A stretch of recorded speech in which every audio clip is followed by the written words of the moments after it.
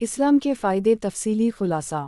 اسلام محض ایک مذہب نہیں بلکہ ایک مکمل ضابطہ حیات ہے جو انسان کو حقیقی کامیابی اور فلاح کا راستہ دکھاتا ہے۔ پچھلی ویڈیو میں ہم نے کفر کے نقصانات پر بات کی تھی اور آج ہم دیکھیں گے کہ اسلام کو اپنانے میں کیا فوائد ہیں۔ کائنات کا ہر ذرہ اللہ کی قدرت اور حکمت کی نشانی ہے۔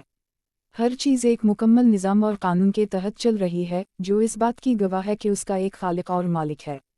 انسان کی فطرت بھی اسی حقیقت کی گواہی دیتی ہے کیونکہ وہ بے سمجھے بھی اللہ کی اطاعت کر رہا ہے۔ جسمانی اور قدرتی قوانین کے تابع ہو کر وہ سانس لیتا ہے، کھاتا ہے، سوتا ہے اور جیتا ہے۔ لیکن اللہ نے انسان کو ایک خاص نعمت دی ہے، علم، عقل اور اچھے برے کی تمیز، اور اس کے ساتھ ہی اسے ایک محدود آزادی بھی دی ہے تاکہ وہ اپنے راستے کا انتخاب خود کرے۔ یہ دراصل انسان کا امتحان ہے جس میں کامیاب ہونے کے لیے اسے حق کو پہچاننا اور اختیار کرنا ہوگا۔ جو شخص اللہ کو پہچان کر اس کی عبادت اور اطاعت کو اپنی زندگی کا حصہ بنا لیتا ہے وہ درحقیقت کامیاب انسان ہے۔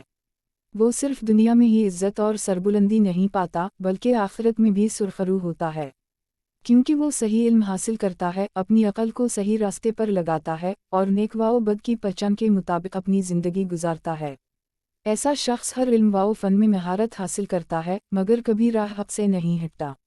ایک مسلمان سائنسدان جب کائنات کے راز دریافت کرتا ہے تو وہ اپنی طاقت اور علم کو فتنہ و فساد کے لیے استعمال نہیں کرتا بلکہ انسانیت کی بھلائی اور بہتری کے لیے استعمال کرتا ہے۔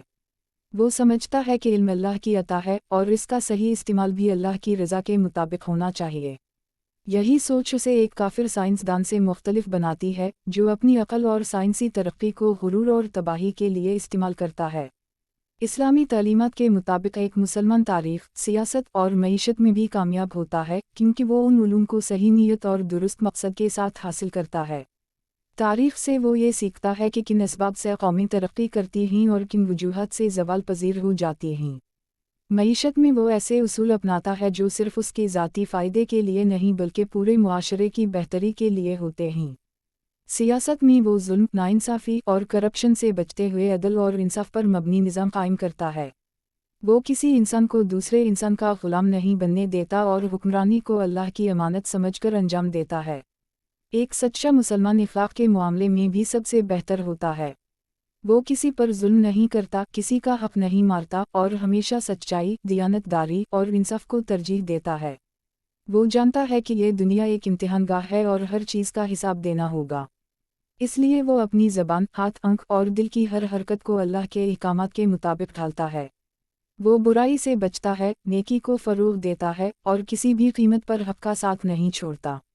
دنیا میں عزت، وقار، طاقت، دولت اور محبت کا حقیقی حقدار بھی وہی ہوتا ہے کیونکہ وہ لوگوں کے ساتھ انصاف کرتا ہے، ان کے حقوق ادا کرتا ہے اور بے غرضی سے ان کے کام آتا ہے۔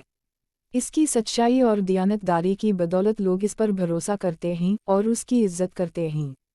وہ نہ کسی سے ڈرتا ہے، نہ کسی کے سامنے جھکتا ہے کیونکہ وہ جانتا ہے کہ اصل طاقت صرف اللہ کے ہاتھ میں ہے۔ وہ ناجائز دولت کی ہوس میں نہیں پڑتا، حرام کی کمائی کو ٹھکرا دیتا ہے اور جو کچھ بھی کماتا ہے اس پر قناعت کرتا ہے۔ یہی وہ صفات ہیں جو ایک مسلمان کو دنیا میں بھی کامیاب بناتی ہیں اور آخرت میں بھی سرخرو کرتی ہیں۔ جب وہ اللہ کے حضور پیش ہوگا تو وہ اپنی نعمتوں اور رحمتوں سے اسے نوازے گا کیونکہ اس نے اپنی امانت کو صحیح طریقے سے نبھایا اور اس امتحان میں کامیابی حاصل کی جس کے لیے اسے پیدا کیا گیا تھا۔ یہی اسلام کا حقیقی پیغام ہے۔ یہ صرف ایک مذہب نہیں بلکہ فطرت کا وہ نظام ہے جو ہر زمانے اور ہر قوم کے سچے اور نیک لوگوں کا طریقہ رہا ہے۔ جو بھی اس راستے پر چلے گا کامیابی اس کا مقدر بنے گی، چاہے وہ دنیا ہو یا آخرت۔